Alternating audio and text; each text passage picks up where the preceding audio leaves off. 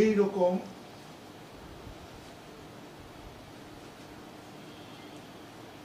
বিপর্যয়, এইরকম ধ্বংস, এরকম জীবন হানি এত অল্প সময় আমরা এর আগে কখনো দেখিনি।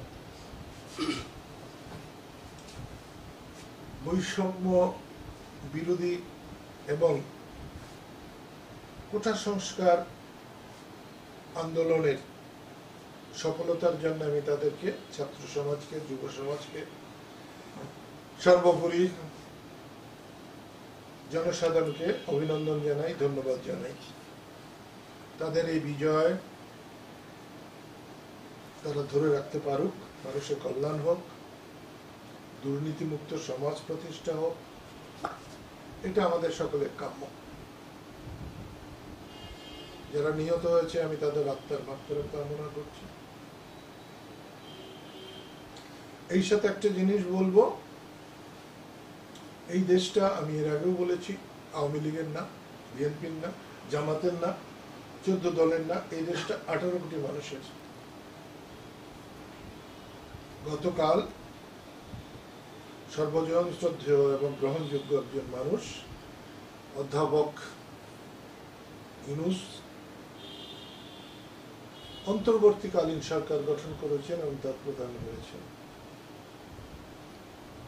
গত কিছুটা দিন তার উপরে যে জুলুম করা হয়েছে, আমার কাছে সেটাকে জুলুমই মনে হয়েছে।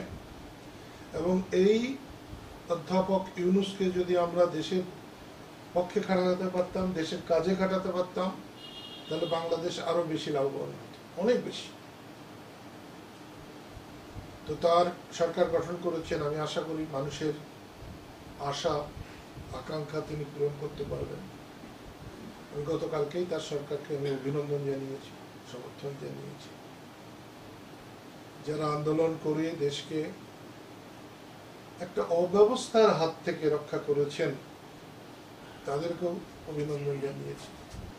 ব্রিটিশ আমল থেকে এ পর্যন্ত থানার থেকে সব পুলিশ পালিয়ে এসেছে বা চলে এসেছে এমন ঘটনা ঘটেনি। আমি সব পুলিশকে আহ্বান করবো যে তারা আপনারা থানায় যান, আপনারা আইনের নির্দেশ মেনে চলবেন, কোন দল, কোন ব্যক্তি, কোন গোষ্ঠীর নির্দেশনা। আপনাদের পিছনে সারা দেশ থাকবে। আর যদি আবারও গোষ্ঠীবাজি করেন, দলবাজি করেন, ব্যক্তিবাজি করেন, আপনাদের কোনো ভবিষ্যৎ নেই। আরেকটা জিনিস আমার চোখে বেজেছে, আমি কোনোদিন সংখ্যা গুরু আর সংখ্যা লঘু এটা বিশ্বাস করিনি কোনোদিন। আমি ধর্মের মুসলমান, আরেকজন ধর্মে হিন্দু, কেউ সংখ্যা গুরু কেউ সংখ্যা লঘু এটা আমার বিশ্বাস। কিন্তু হিন্দুদের উপর অবশ্যই মানসিকভাবে এবং প্রাতিষ্ঠানিকভাবে নির্যাতন করা হয়েছে, হুমকি দেওয়া হয়েছে এবং তাদের ক্ষতিগ্রস্ত করা হয়েছে। এখান থেকে যারা করছেন তাদের হাত গুটানো দরকার, নাহলে হাত জ্বলে পুড়ে সরকার হয়ে যাবে। আমি আরেকটা কথা বলতে চাই, শেখ হাসিনা আর বঙ্গবন্ধু এক কথা না।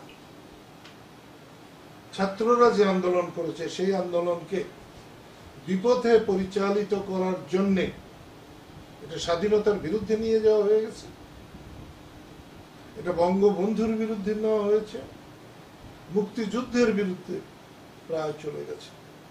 এইখানে আমি সাবধান করব, যারা আন্দোলন করে সফল হয়েছেন, সফলতার পূর্ব শর্তই হচ্ছে ন্যায় বিচার, অন্যের প্রতি ভালো আচরণ, বিনম্রতা।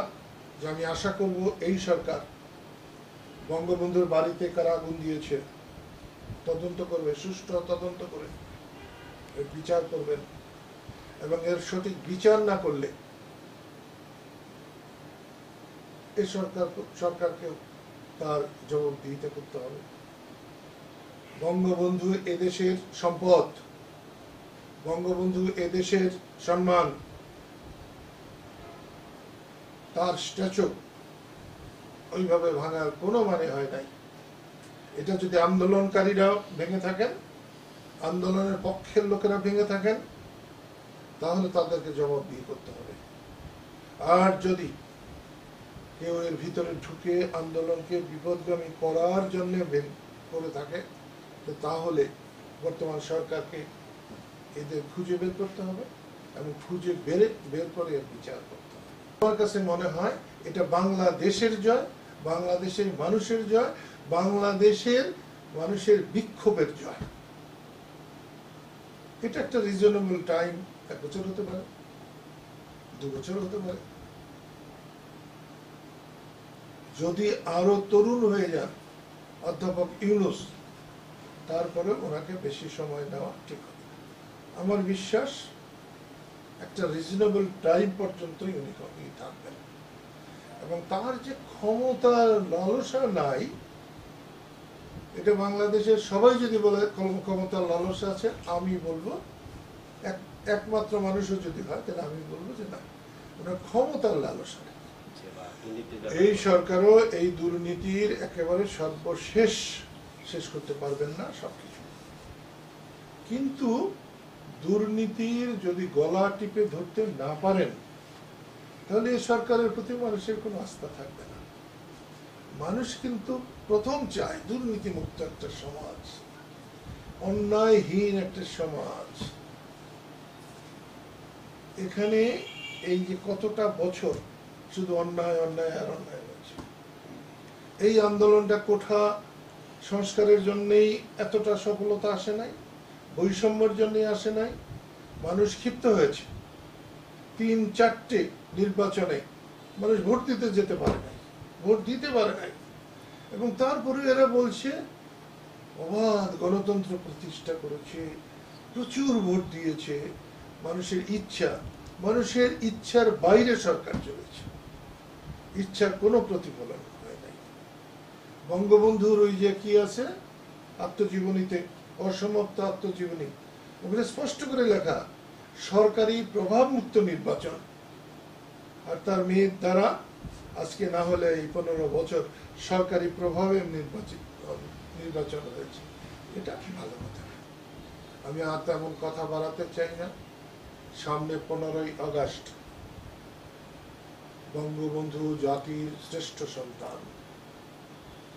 15ই আগস্ট এতদিন সরকারিভাবে পালিত হয়েছে, এবার কিভাবে পালিত হবে, নাকি আদৌ পালিত হবে না, আমরা এই অন্তর্বর্তীকালীন সরকারের কাছে জানতে চাই।